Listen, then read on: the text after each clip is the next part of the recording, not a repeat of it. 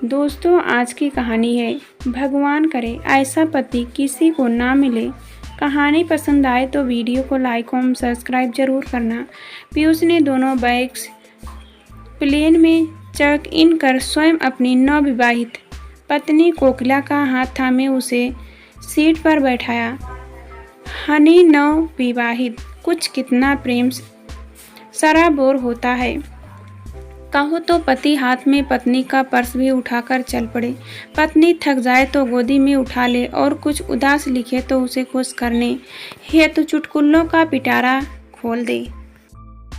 भले ही arrange marriage थी, किंतु थी तो नई नई शादी। सो दोनों मंद मंद मुस्कुराहट भरे अधर लिए, शरारत और झिझक भरे नयन लिए एक दूसरे के गल बहियां डाले चल दिए थे अपनी शादीशुदा जिंदगी की शुरुआत करने। हनीमून को भरपूर जिया दोनों ने। न केवल एक दूसरे से प्यार निभाया, अपितु एक दूसरे की आदतों, इच्छाओं, अभिलाषाओं को भी पहचाना, एक दूसरे के परिजनों के बारे में भी जाना और एक सुदृढ़ पारिवारिक जीवन जीने के वादे भी किए। हनीमून को इस समझदारी से निभाने का श्रेय पीयूष को जाता है कि किस तरह उसने कोकिला को अपने जीवन का अभिन्न अंग बना लिया, एक सुखी सख्त परिवार बनाने हेतु। और क्या चाहिए भला। पीयूष अपने काम पर पूरा ध्यान देने लगा। रात दिन एक करके उसने अपना कारोबार जमाया था। अपने आरंभ किए स्टार्टअप के लिए वेंचर कैपिटलिस्ट खोजे थे। न समय बंधन देखा, न थकावट, सिर्फ मेहनत करता गया। उधर कोकिला भी घर गृहस्थी को सही पथ पर ले चली। आज फिर देर से आई लीला। क्या हो गया आज। कामवाली के देर से आने पर कोकिला ने उसे डांटा। इस पर कामवाली ने अपना मुंह दिखाते हुए कहा, क्या बताऊं भाभी जी, कल रात मेरे मर्द ने फिर से पीकर दंगा किया मेरे साथ। कल मुहा ना खुद कमाता है और ना मेरा पैसा जुटने देता है। रोज रोज मेरा पैसा छीन कर दारू पियाता है और फिर मुझे ही पीटता है। तो क्यों सहती है। तुम लोग भी ना तभी कहते हैं पढ़ लिख लिया करो। बस आदमी बेटे के आगे झुकती रहती हो, कमाती भी हो फिर भी पिटती हो। कोकिला आज के समय की स्त्री थी, असहाय व दयनीय स्थिति से समझौते के बजाय उसका हल खोजना चाहती थी। शाम को घर लौटे पीयूष के हाथ में पानी का गिलास थमाते हुए कोकिला ने हले से उसका हाथ अपने पेट पर रख दिया। सच कोकी, तुमने मेरे जीवन में इंद्रधनुषी रंग भर दिए हैं। हमारी गृहस्थी में एक और सदस्य का जुड़ना मुझे कितनी प्रसन्नता दे रहा है, मैं बयां नहीं कर सकता। बोलो, इस खुशी के अवसर पर तुम्हें क्या चाहिए। मुझे जो चाहिए वह आप सब मुझे पहले ही दे चुके हैं। कोकिला भी बहुत खुश थी, पर अब तुम्हें पूरी देखभाल की आवश्यकता है। पीयूष उसे मायके ले गया जो पास ही था। इस खुशी के अवसर पर कोकिला के मायके में उसके और पीयूष के स्वागत में खाने पीने की A1 तैयारी थी। उनके पहुंचते ही कोकिला की मम्मी उन्हें गरम गरम स्नैक्स जोर देकर खिलाने लगी और उधर कोकिला के पापा पीयूष और अपने लिए 2 गिलासों में शराब ले आए। पापा, यह आप क्या कर रहे हैं। उनकी इस हरकत से कोकिला अचंभित भी थी और परेशान भी। उसे अपने पापा की यह बात बिल्कुल अच्छी नहीं लगी थी, किंतु पीयूष को बुरा नहीं लगा। बोला, तुम्हारे पापा ने इस मौके को सेलिब्रेट करने हेतु ड्रिंक बनाया है, तो इसमें इतना बुरा मानने की क्या बात है। फिर तो यह कर्म बन गया। जब भी कोकिला मायके जाती, पीयूष और उसके पापा पीने बैठ जाते। कोकिला अपने मायके जाने से कतराने लगी, किंतु उसकी स्थिति ऐसी थी कि वह आना जाना उसकी मजबूरी थी। समय बीतने के साथ पीयूष और कोकिला के घर में जुड़वा बच्चों का आगमन हुआ। दोनों की प्रसन्नता नए आयाम छू रही थी। शिशुओं की देखभाल करने में दोनों उलझे रहते।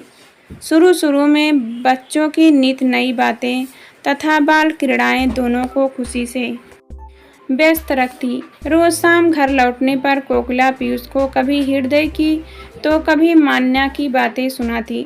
दोनों इसी बहाने अपना बचपन एक बार फिर जी रहे थे। एक शाम घर लौटे पीयूष से आ रही गंध ने कोकिला को चौंकाया। तुम शराब पीकर घर आए हो? अरे वाह, मोहित है ना? आज उसने पार्टी दी थी। दरअसल उसने प्रमोशन हो गई है। सब दोस्त यार पीछे पड़ गए तो थोड़ी पीनी पड़ी, कहा पीयूष फौरन कमरे में चला गया। 1-2 दिन की बात होती तो शायद कोकिला को इतनी परेशानी ना होती, किंतु पीयूष तो रोज शाम पीकर घर आने लगा। ऐसे कैसे चलेगा पीयूष? तुम तो रोज ही पीकर आने लगे हो। पूछने पर कभी कहते हो फला दोस्त ने पिला दिया, कभी फला ने घर पर पार्टी थी, कभी किसी दोस्त की शादी तय होने की खुशी में, तो कभी किसी दोस्त की परेशानी बांटने में साथ देने हेतु। शायद तुम देख नहीं पा रहे हो कि तुम किस राह निकल पड़े हो। तुम्हारी सारी मेहनत, इतने परिश्रम से खड़ा किया तुम्हारा कारोबार, अब हमारी गृहस्थी, सब बर्बाद हो जाएगा। शराब किसी को नहीं छोड़ती। कोकिला को भविष्य की चिंता खाए जा रही थी। तुम्हारा नाम भले ही कोकिला है, पर तुम्हारी बाड़ी और कौवे समान हो गई। पीयूष झल्लाकर बोला, तो क्या रोज रोज पीकर घर आने पर टोकना गलत है? कोकिला भी चिल्लाई। गृह कलह को शांत करने का उपाय भी पीयूष ने ही खोजा। अगली सुबह सबसे पहले उठकर चाय बना उसने कोकिला को जगाया और फिर हाथ जोड़कर उससे क्षमा याचना की। मुझे माफ़ कर दो कोकी, देखो यदि तुम्हें अच्छा नहीं लगता तो मैं आज से नहीं पीऊँगा। अब तो खुश। और वाकई पीयूष ने शराब त्यागने का भरपूर प्रयास शुरू कर दिया। वे दोस्त छोड़ दिए जिनके साथ वह पीता था। जब उनके फ़ोन आते तब पीयूष कोई ना कोई बहाना बना देता। कोकिला बहुत खुश हुई कि अब इनकी यह लत छूट जाएगी। अभी 1 हफ्ता ही बीता था कि पीयूष के चाचा जी, जो अमेरिका में रहते थे, 1 हफ्ते के लिए उनके घर रहने आए।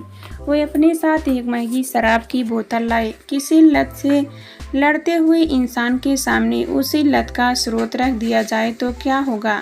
ऐसा नहीं था कि पीयूष के बचने का प्रयास नहीं किया।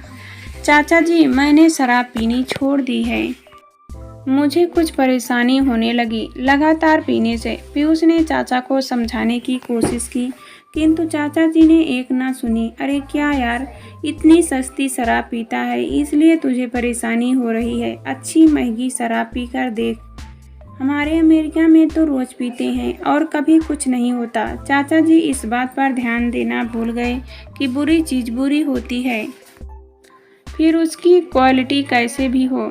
जब रोज पूरी बोतल गटेंगे तो नुकसान तो होगा ही ना, बस फिर क्या था। पीयूष की आदत फिर शुरू हो गई।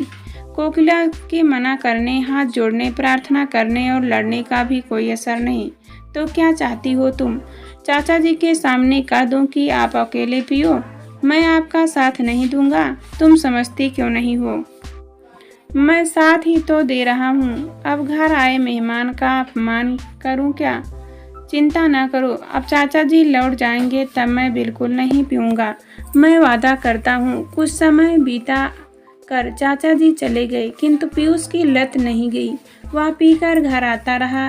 एक रात कोकिला ने दरवाज़ा नहीं खोला। तुम अपने सारे वादे भूल जाते हो, किंतु मुझे याद है। अब से जब भी पीकर आओगे मैं दरवाज़ा नहीं खोलूँगी। सुनो तो कोकिला, बस इस बार घर में आने दो। आइंदा से बाहर से पीकर नहीं आया करूँगा, घर में ही पी लिया करूँ तो इसमें तो तुम्हें कोई आपत्ति नहीं है ना? बच्चे क्या सोचेंगे? पीयूष तो ठीक है, मैं बाहर गैरेज में बैठकर पी लिया करूँगा। वह कहते हैं ना कि पीने वालों को पीने का बहाना चाहिए। जिसे पीने की लत लग जाए वह कैसे न कैसे पीने के अवसर ढूंढ ही लेता है। घर में साहस स्वीकृत न मिलने पर पीयूष ने गैरेज में पीना आरंभ कर दिया। रोज शाम गैरेज में दरवाज़ा बंद कर शराब पीता और फिर सोने के लिए लड़खड़ाता घर चला आता। कल रात फिर तुमने पूरी बोतल पी। कुछ तो ख्याल करो पीयूष, तुम शराबी बनते जा रहे हो। कोकिला नाराज होती। मुझे माफ़ कर दो कोकी, आज से बस 2 पैग लिया करूँगा। सुबह होते ही पीयूष फौरन क्षमा मांगने लगता, लेकिन शाम ढलते ही उसे सिर्फ बोतल नजर आती। उस रात जब फिर पीयूष लड़खड़ाता हुआ घर में दाखिल हुआ तो कोकिला का पारा 7वें आसमान पर था। उसने पीयूष को कमरे में घुसने से साफ मना कर दिया। मेरे और लीला के पति में इतना ही अंतर है कि वह उसके पैसे से पीकर उसे ही मारता है और तुम अपने पैसे से पीकर चुपचाप सो जाते हो। लेकिन गृहस्थियाँ तो दोनों ही उलझ कर रह गई हैं ना।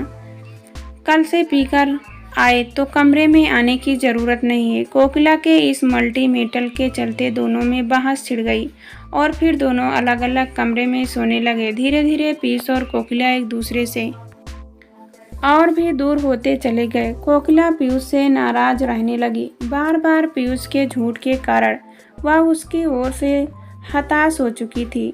हार कर उसने उसे समझाना ही छोड़ दिया। अब पीयूष की तबीयत अक्सर खराब रहने लगी। वह बहुत कमज़ोर होता जा रहा था। जब तक डॉक्टर के पास पहुँचे तब तक बहुत देर हो चुकी थी।